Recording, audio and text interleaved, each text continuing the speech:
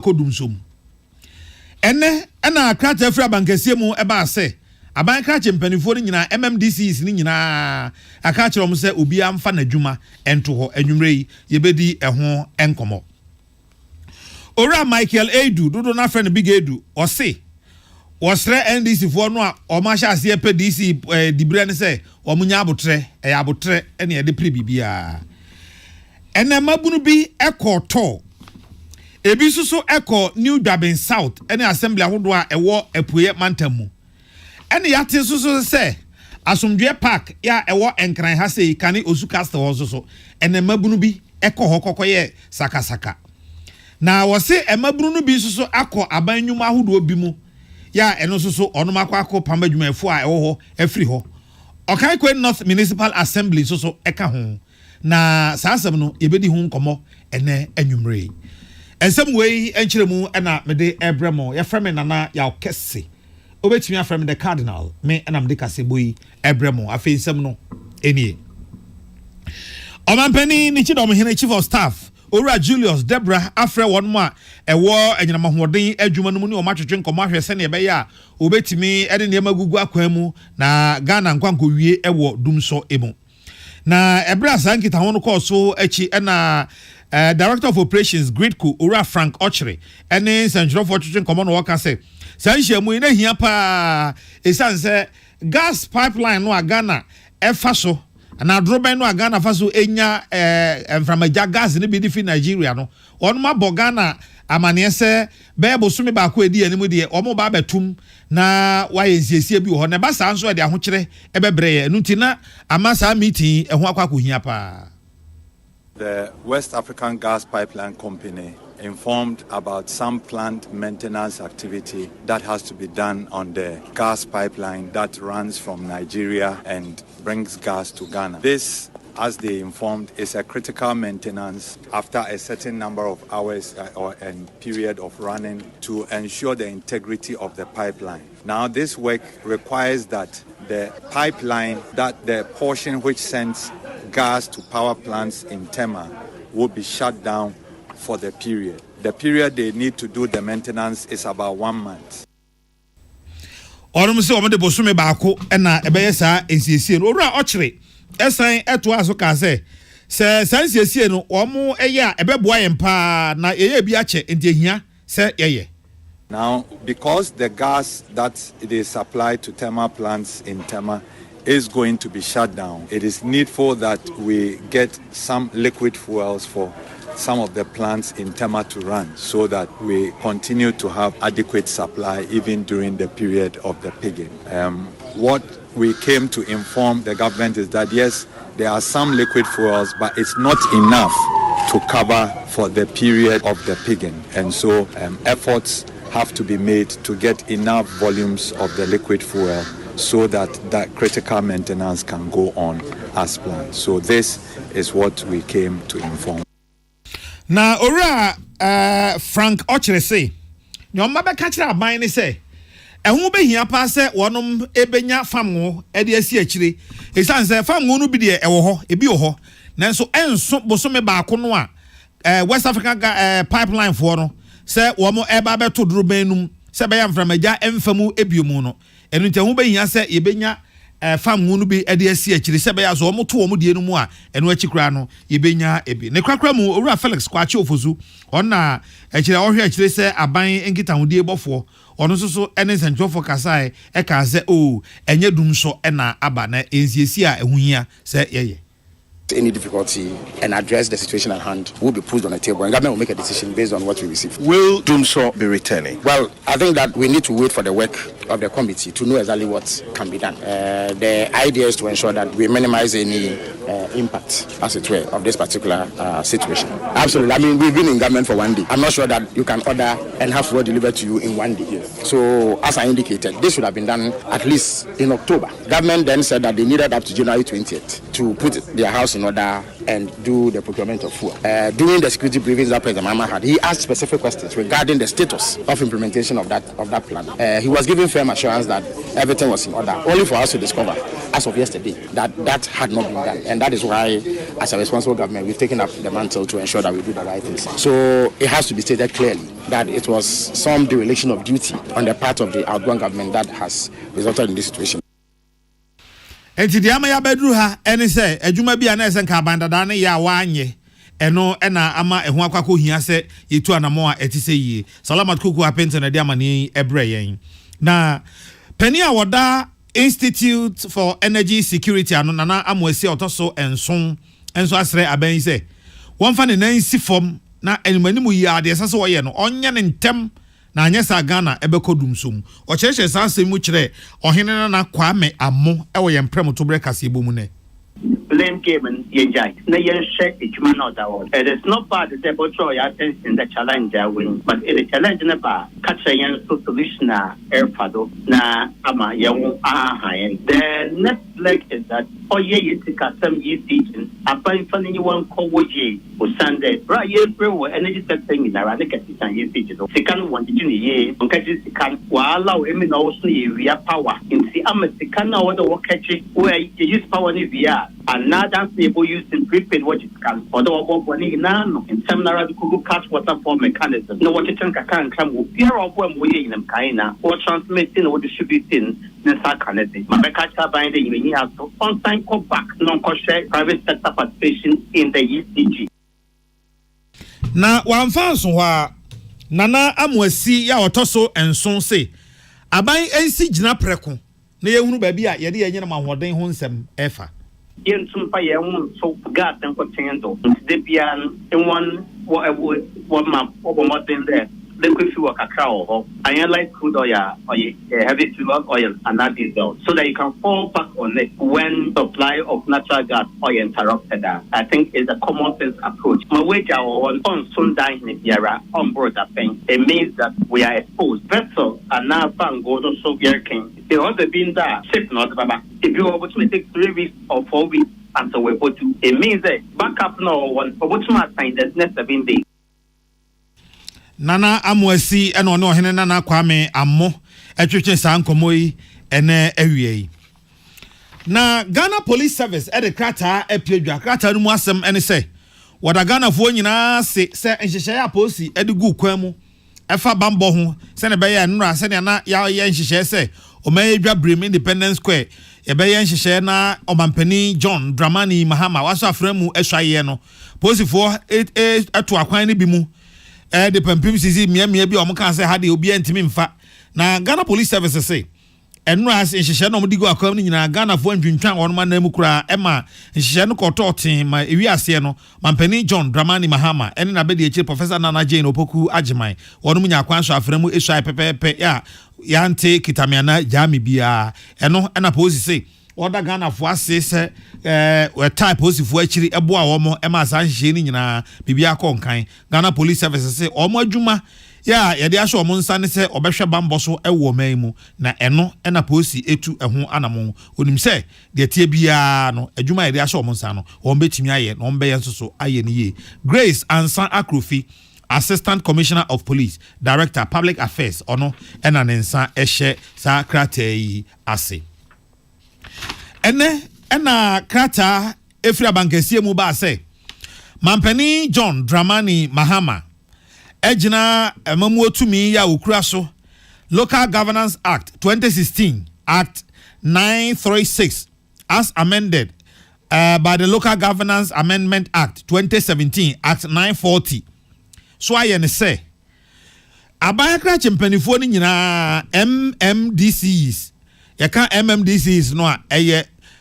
metropolitan municipal and a district assemblies no wonu mu nyina obia abaya chepani bia oda mansini bia no wonfa nadwuma ento boiler fu adwuma to ho honorable Josephine Ansa Uku odu adwuma beto ho Michael Uku Amoa odu adwuma beto ho Sampan fu adwuma to ho Kennedy Kwesi Kankam fu adwuma to ho obi a we abanka chepani bia fu adwuma no eto ho ne dan ekire ema coordinating directors no na omo enye adwuma ewo ho se abanka chepani a ohwe ekire na sasemi eba ye no na ho akwa kohia say yedi nkomo krata efiri abankesie mu baaye no ma menka say Dr. Callistus Mahama ya oye mampani ni chọchọfo ena ne nsa ehye ase na yepese ye ne no yedi enkomo efa sa asemu ise ho woni a ewo nimde ewo mpọtamu amamu hyehyɛ ho na yebekọ ho na yakwa kodi enkomo na yahwese ne a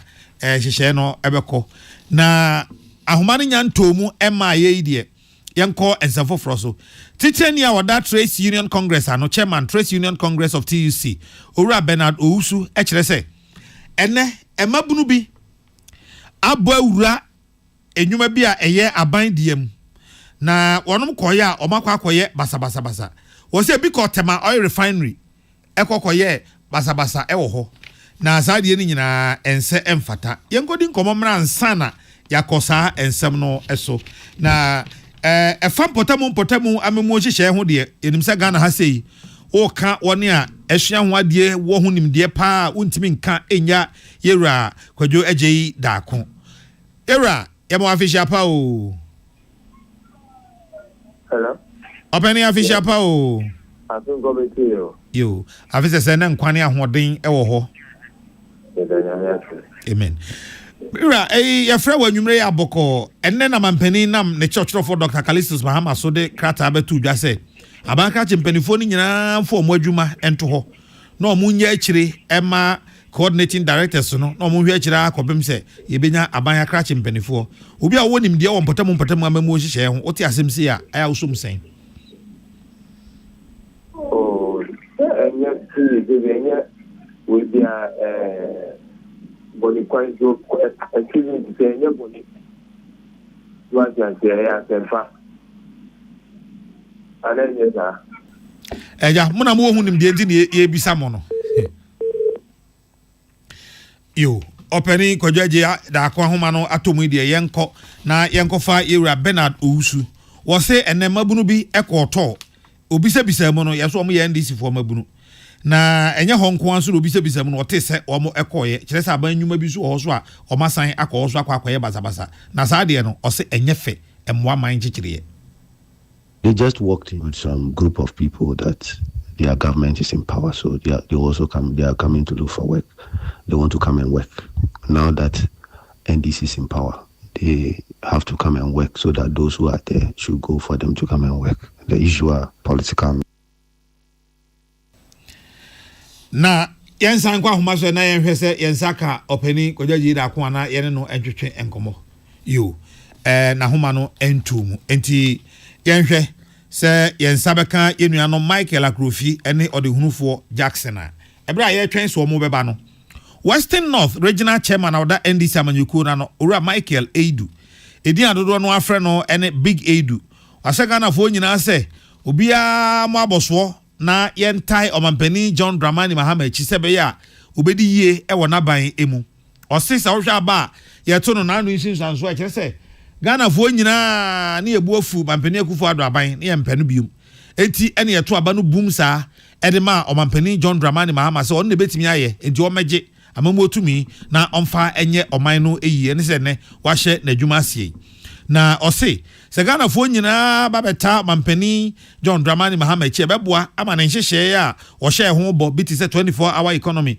ene de ka ho no ni nyina ye adwuma toten na enam so ama Ghana so ediye me can't say Ghana for ne say sisi ade o man na koduru no ese ye nyina aka bom ne ye ma John Mahama support said ye nyina aka bom eto aba ede ma no ye nya abotre ma no ne emfasa support na emfa ma no na minim say nyame adom oba be ye Ghana yie obema ahoto aba Ghana obema edidaso aba Ghana ayoho aka Ghana for no eswate unti business ase a unti ase uyo obi a unti business ase a obeka say oh 24-hour economy the ba amanfo ne yire no bedida so wonti business ase na we raw we ka say oh 24-hour economy the say ye ne dada Owura Michael Eidu eto aso say NDC fo no bi ahya ase epre wan na be ya ban kra chepani wan na be da mansiri we ya no ene ade na eno no enye bone nanso osre say apere enu mu no mo masakasaka ema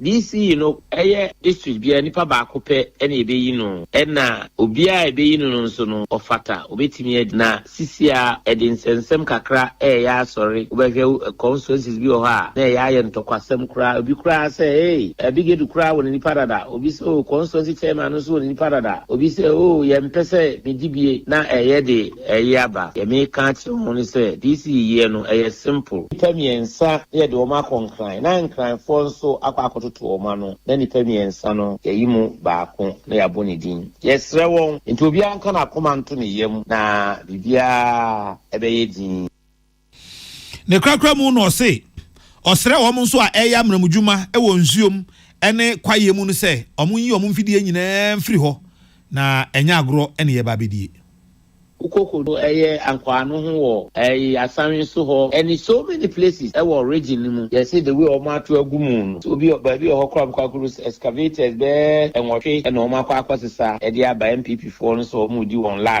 ma won kokko bo won kokko pa obi anyi ne machine emfemfiri ho nye police wo enye so menye so jani na emom obi ade obi aya illegal no oye agu oman hu fi oye gu oman hu fi a oye agu John Mama hu fi me and I'm a regional chairman. Inti me ba on warning. Ubia unim sadi a oye enye legal no. You will since. Ura Michael dudu no afre no big edu ono ena oni yenu akwame konto boaten atwetwen saa enkomo yi.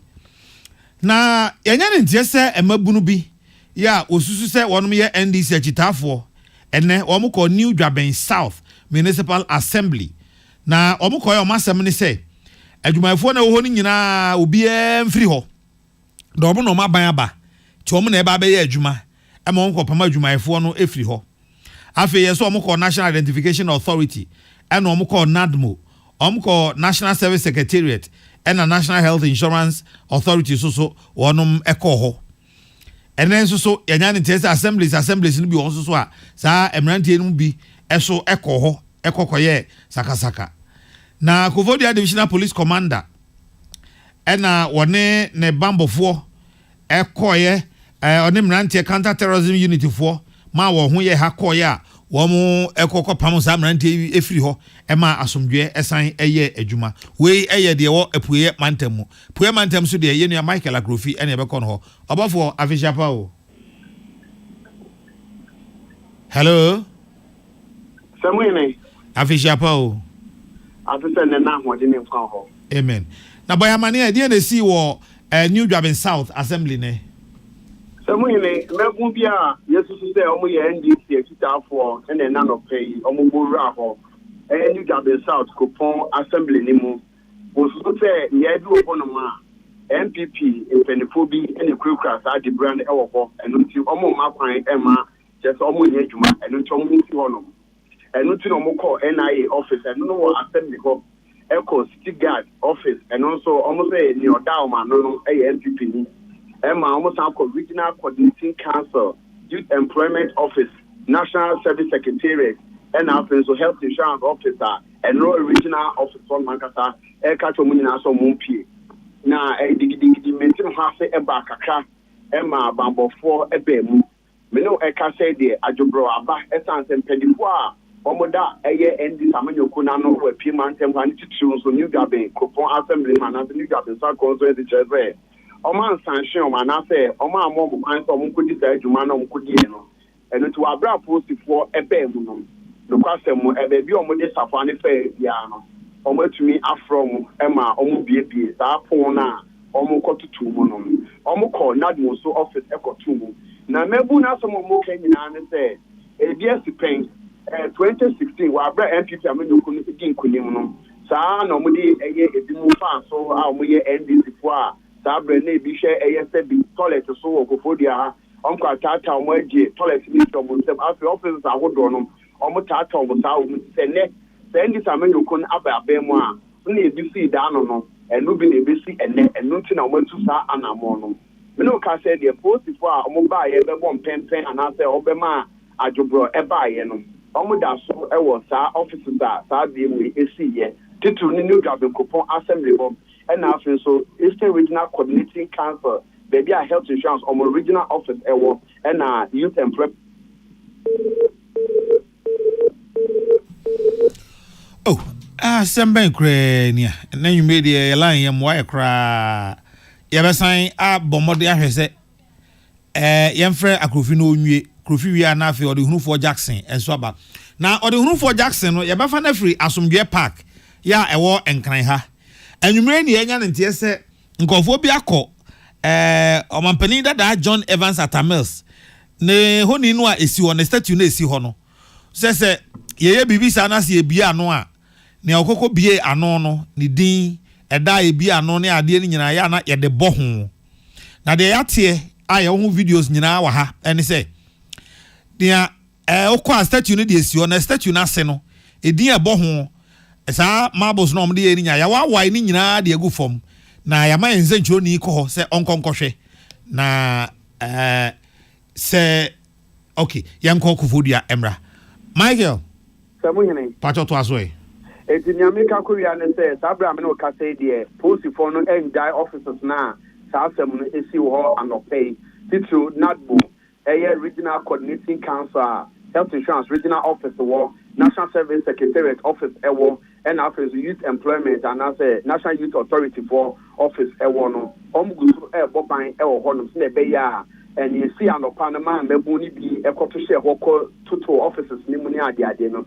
e bi ensi weche now me no ka say there eyem pelifo edam ndoko na no aka say tia ye course no e ma na shebe gani onu da be south ora Michael shebe bi so na no abentuma be ka say tia omuguso adani nyina ma bambo for say omonhwe na jo na ibokoye embra e wo new Durban south sabria omaka say MMDCs no omfo maduma ento ho ema coordinating council directors and share a training. Yo, yadase pa. Base ayo kodiane yemfa ode hunu for Jackson. Yadase Michael ene wamane boa ode ebreyen. Sede na meka no. Eti uduru Asomdwe Park ne yate ne se. Omampenda da JE Mills. Ne statue no de esi ho. Nanso ade no ayde afemfam statue na se ni nyina no. Ya chocho din e wo so se. Sa huniri ya muhui. Eda sei ni ebi ano onipa asmasi ena obi ano ebi anipa asmasi na kan na ho bo ano ema omu ebi ano e wo ha sei na the date na bo ase ni omo ye na omdin bo ho ene ade no enya ne tie se din no e bo ho na ade no aye de church din no bo ho ya wa ni nyina afiri ho nanso statue ni de esi ho pepepe na de bo ho ni nyina ena ya wa e de afiri ho nti ye ko Asomdwe Park na yene ode hunufo Jackson akọ twetwe enkomo ode hunufo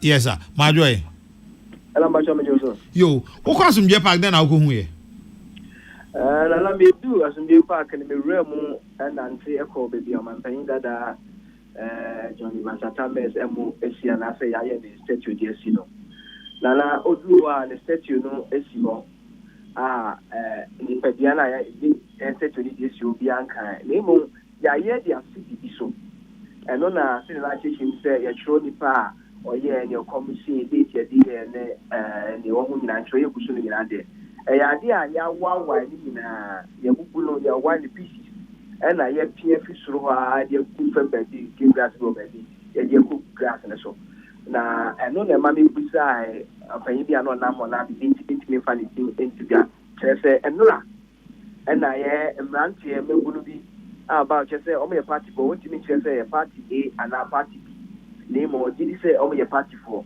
o mo ba e no mo straight to statue no ena ade ya church o mo fam san ka bibia ni dina ya church ro ne ni po ye ne bread ye no eno o mo wa ni na wie ye no ena mo sa da o mo na o mo ko we o mo free by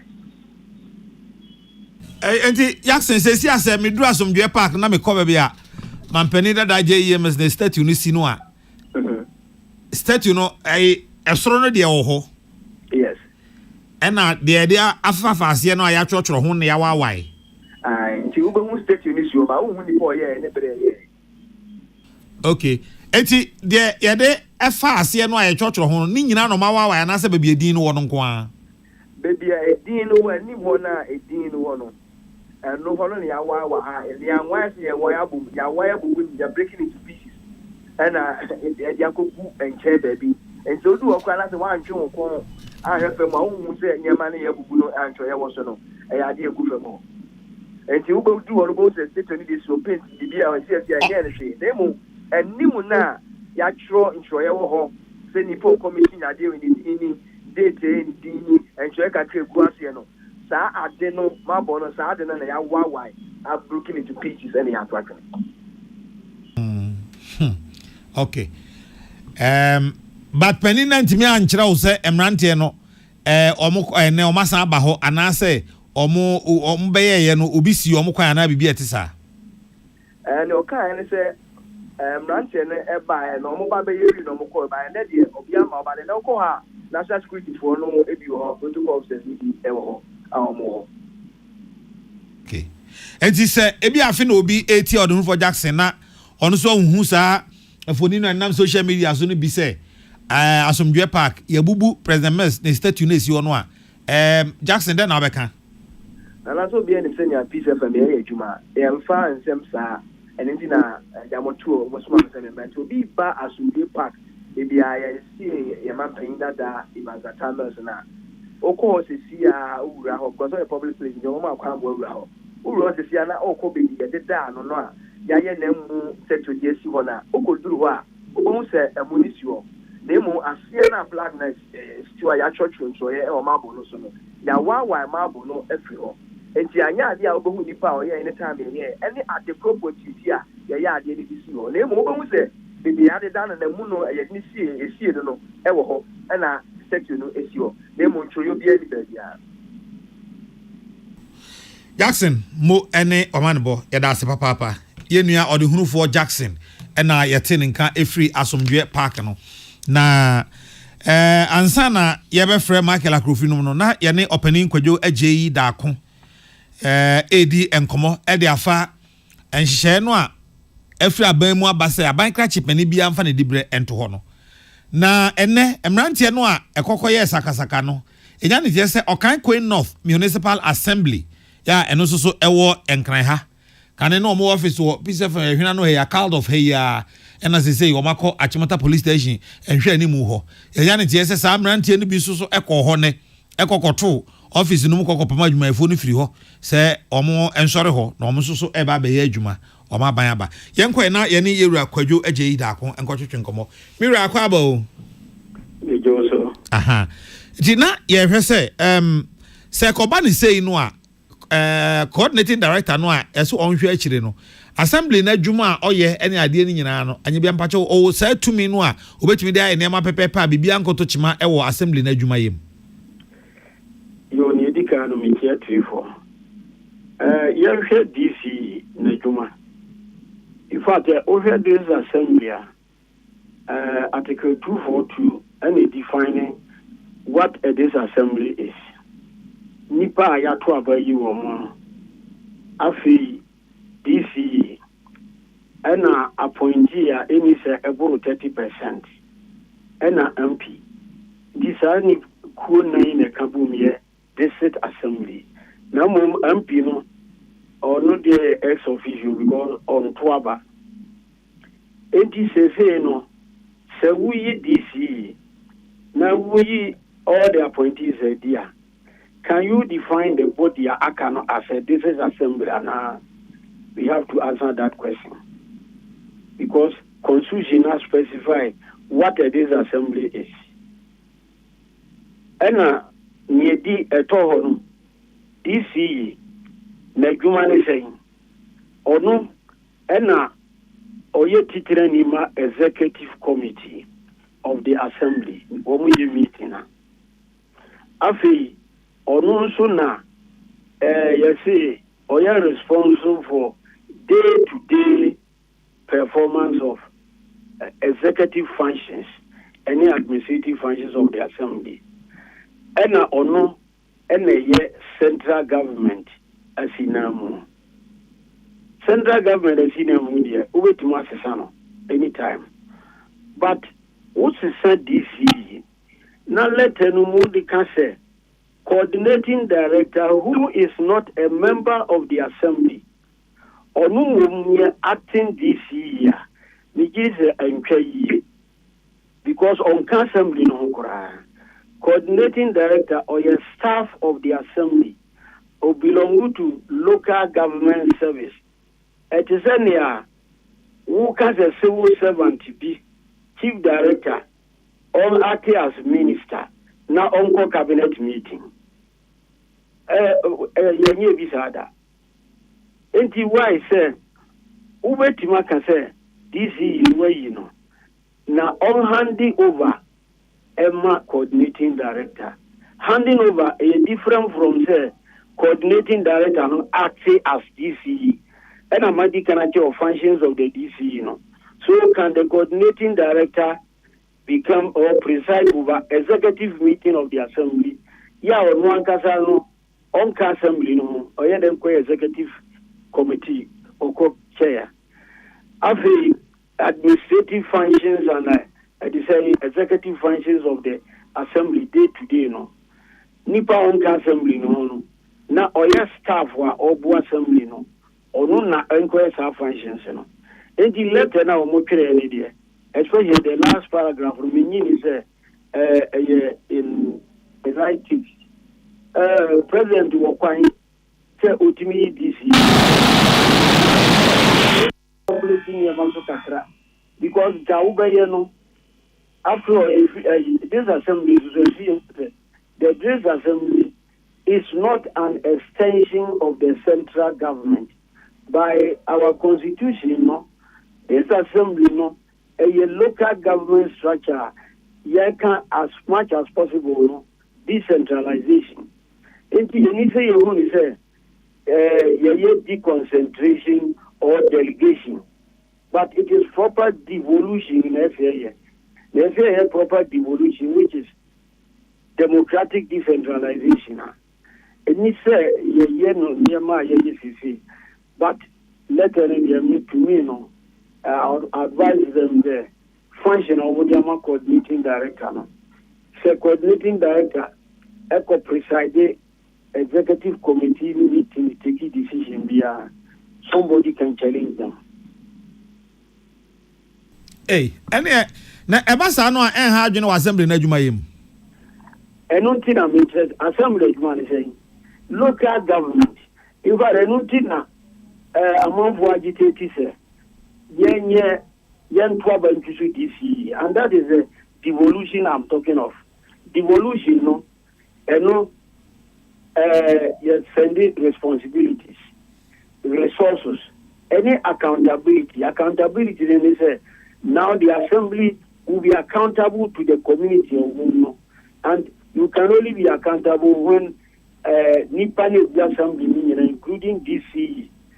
Yet waba potemu any year or more. Anything among Susano.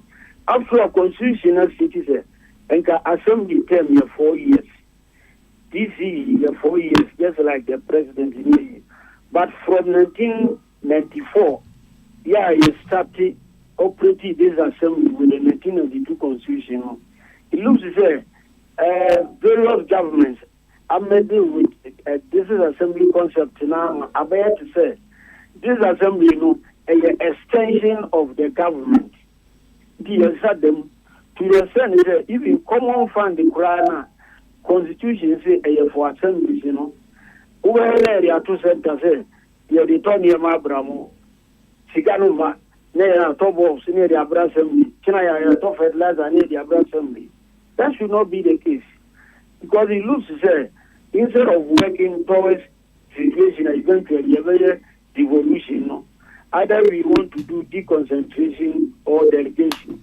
That is what is happening now. But let them move there. Our advice is one more the last paragraph. And then say this is and handing over to the coordinating directors. Just like the ministers do. Ministers are handing over to chief directors. Why do you go say coordinating director? Body own come here and call chairman of the executive committee. Because Mremuno, the coordinating director, is only a secretary to the assembly. He is not a member of the assembly. He is there as a local government service worker. until I will look at government service. It is a member of the assembly, and the constitution has defined what assembly is. I don't know medical abortion. The coordinating director can only take the responsibility to say, ya hand it over, mano. Now, say, or no, all your functions of DC, but the time you let any kind or say, all acting as DC, the acting DC, which means functions of DC is there, on the chair executive committee meeting, or that, which is wrong. Constitution man, quite, sir. I say, or no, or you're in charge of day-to-day running of the assembly, to far as executive functions, administrative functions are concerned. And also, only to me, so you're wrong. Mirana, I know Bisu didn't come on so can say, oh, say, yeah, system now, yeah, the Jumano, a executive presidency, this say, Mampeni Kase, in the interim.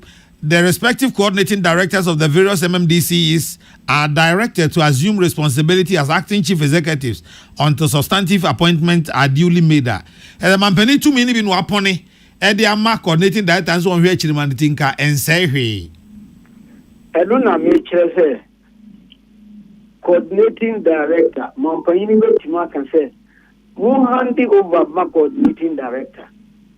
Full stop. Now, my coordinating director on acting as DC, on a mistake, because DC one functions. Anything a meeting can functions of the DC. Nanya power be also na the function of my DC. Constitution of the man. If you cannot say the executive president, or the number DC functions. The functions have been given in the constitution, and will be as a constitution. I say it is constitution say. The DC the functions in here. Now because will be go act as DC here. Now it's ultimately those functions, which is wrong because nobody go act, on council body in Quran. That is my argument. Until we can say executive powers you to me in your panel. Because we have constitutional supremacy. We don't have executive or parliamentary supremacy. So yes, constitution say Adebia Ubibeye, Anasa Murabi Ubibeshe, Anasa Tumi no. Yeah, any constitution will be brano. It is null and void. Enti se constitution no actually enya act no. Constitution actually limited Yemen PV constitution. But the constitution actually functions of the DC. Now we define assembly. Yeah, coordinating director and count.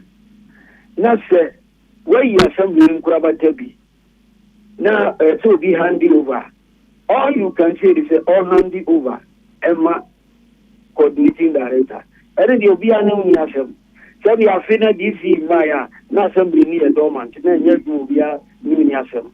Now, we look at this coordinating director, all acting as DC. That is where my argument is. It is wrong because he cannot assume the duties of constitution in DC. And a DC is your appointment, Constitution actually, quite fast appointment, Did you appoint the coordinating director through that process? Coordinating director, or no, your civil servant, and I know your local government service, you didn't know. One call appointment is President nominati na assembly atuna neswaba to test magia too. So through the back door, how can you become a DC of the assembly? Everything is wrong with the process. Eti ai opening say say yi MMDCs na free ho.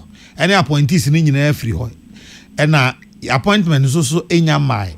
Yenim says he appointed DC so afi ne yakwa kwato no so aba afi ne yeba be appointment aka ho ansa na appointees in assembly members na kwato aba ayi DC na gina tum so mbanya tum o se so mo nyini tum nti se yamba ne say we a abai na ebi abosumi mienu osumi ensa achi na DC maaya de wu chire ene de isi a say coordinating directors yin yi e be na assemblies no aye adwuma. Well, one taking that step, we should have taken that into consideration. It's answer. Who share constitution one? Yes, Ghana shall have a system of local government and administration which shall, as far as practicable, be decentralized. Principles of local government, and working towards devolution. Yeah, they prove even resources, physical decentralization in Abeba. Not like other places that were they go to the extent of having federation, but yet they are not federation. So federal government, we are only the governor only be near you, but yet they are still a unitary government. But we are really decentralized here, and the Yashisha home. DC sometimes be a never up to the January ending. We are going on. Namum, one share na one major decisions be a year idea a getting action abino. I could be BBM. DC need to at least day-to-day administration. No, yeah. How does that affect the central government? It doesn't affect the central government. But yet the NNA say, Abana says, the first day in Ukraine, I said, we give unity. Well, this is president in our point, ultimately anytime. You say, there are also in a getting idea. Nobody has any problem with it. But problem is, coordinating director cannot act as a DCE, as the letter says. Ultimately, function be as DCE. Never say assemblies, every dormant. Let it work with Sibra. Abino, obey instructions here, and the local government minister. Now, if you want to go through process, appoint one with DCE. Anyway, let's give them 1 month, 2 months, not a dormant. Number for the coordinating director to act as DCE. That is where the problem is. Because, or act as DCE, a Juma Benna, oh yeah. DCE is one, oh yeah. But who appointed you? Did he go through the process of being accepted by the assembly? He is a civil servant or a local government servant. He is not part of the assembly. Now, when you're part of the assembly, you cannot hold the position of DCE. You cannot, because DCE is a part of the assembly. You cannot also be the chairman of the executive committee because it is reserved for DCE. You cannot be responsible for the performance of executive functions, day-to-day executive functions. Executive powers are now equal. The letter should be changed. Now, you can say, DCE for United. Will be a handover coordinating director. Simple. But don't appoint the coordinating directors as acting DCE. They cannot be acting DCE. Okay. Mira, answer na abeko kra no, say yese asemenya dance bitwa ho bi kra de ya dance ya konso so aye no. Me kra tebi o mizem sisi I dated 11 January 2017.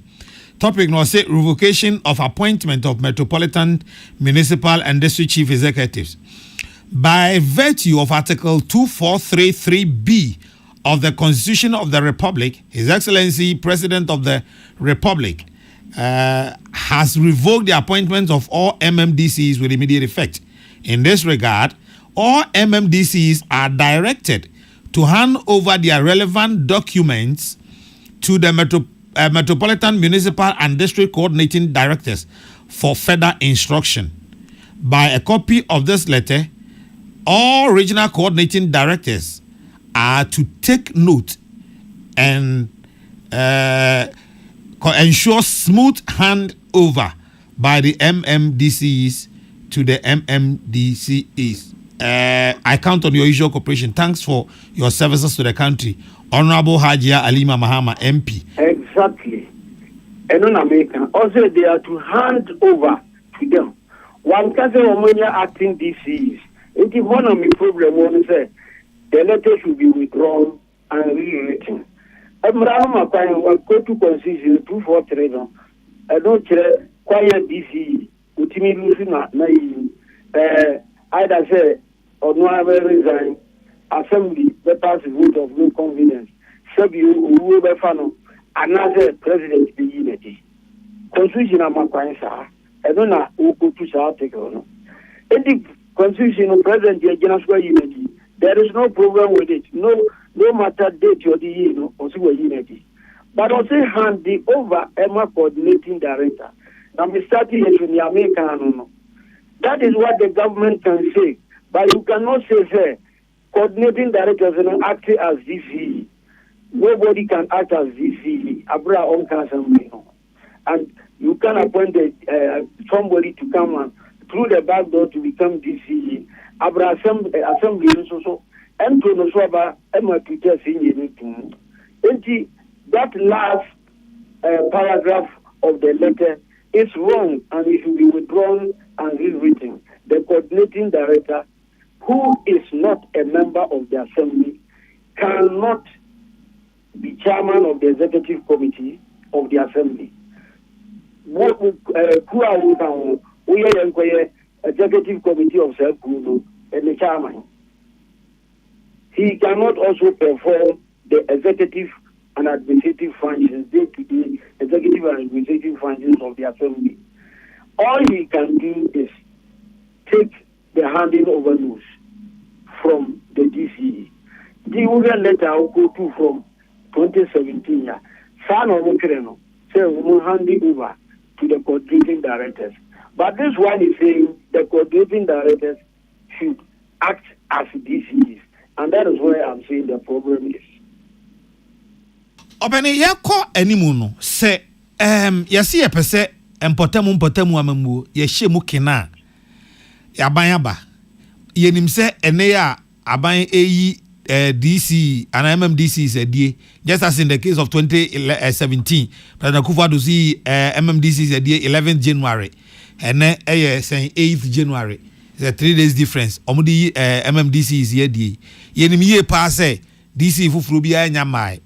And I say ye bebo DC din kura no a afi na ye ba ye kwa akoto ne so aba ansa na ye den a 1 month bi de ebetwam ansa na yenya substantive DC any government appointees ahodo nyina ntinka obi anim se aban sesan ye den a niam bebre be sesan ba we no yenya nyi substantive ones no ke ntimi ma omo nkonkon ho kakra ansa na ese substantive one ba ya na eja ka we no okọ.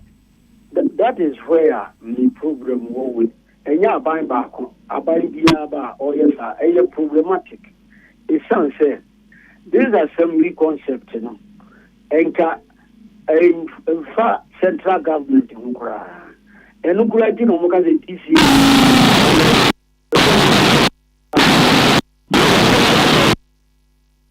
direct control over this is assemblies, except where say these assemblies they can delegate, they have legislative functions, executive functions, and deliberative functions.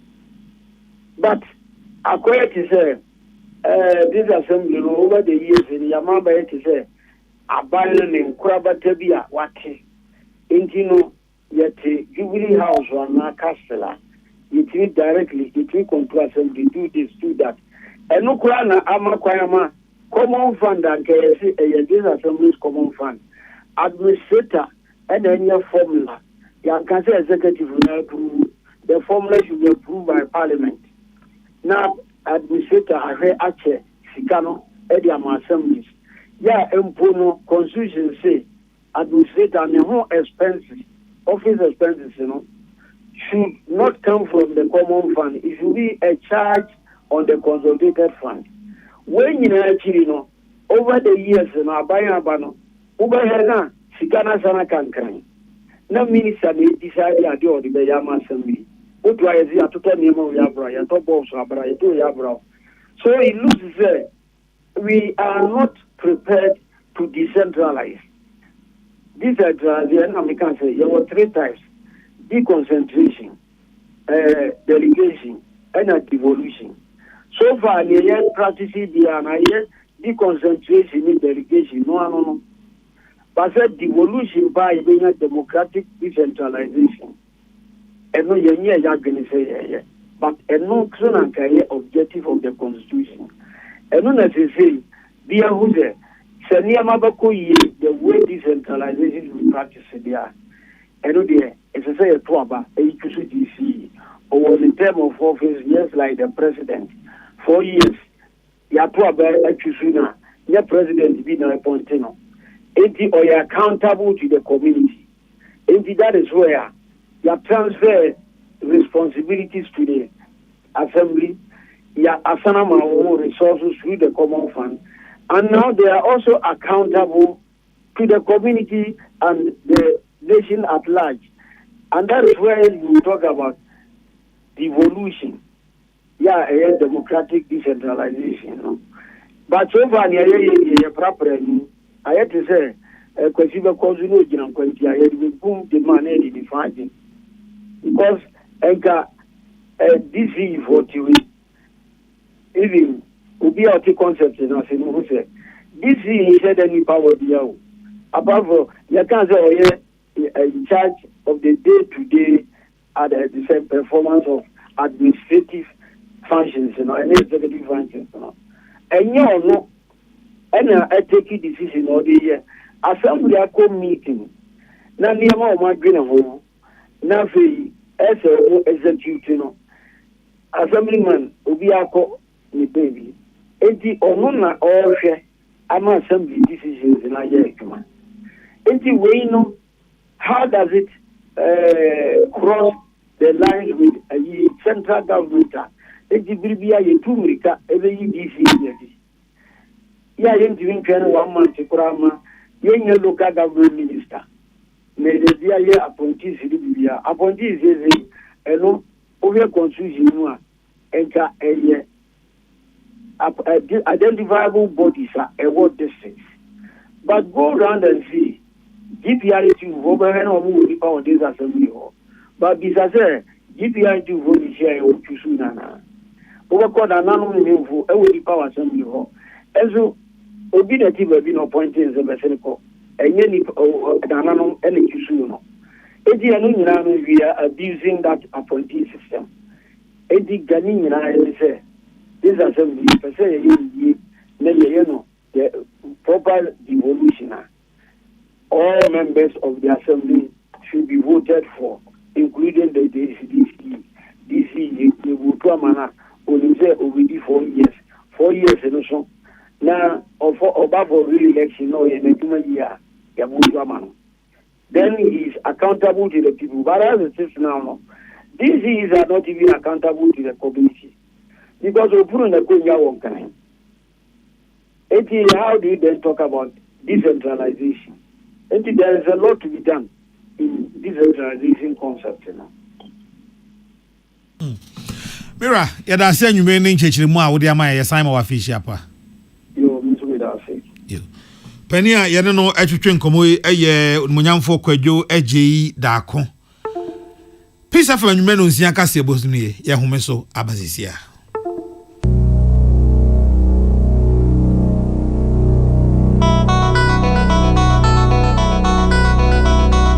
Ghana Communication Technology University, formerly Ghana Telecom University, accredited as a public university by the Ghana Tertiary Education Commission, is admitting qualified students for undergraduate and postgraduate degrees in engineering, business, computing, information systems, and information technology. The university is offering on-the-spot admission to students who have obtained aggregate 36 or better in the WASI or SSCE, holders of O-level or A-level, GBCE, and ABC, and persons who are 25 years old and above without qualifications are encouraged to apply as mature students. The university runs programs for regular school, evening school, and weekend school. Students pay only 40% to 50% of tuition fee to begin the program. students have the option to enroll at Accra campus. The university also has professional and language proficiency programs. To apply, call or WhatsApp the main admission hotline on 050-157-9732 or 020-269-8352 or apply at www.gtcu.edu.gh.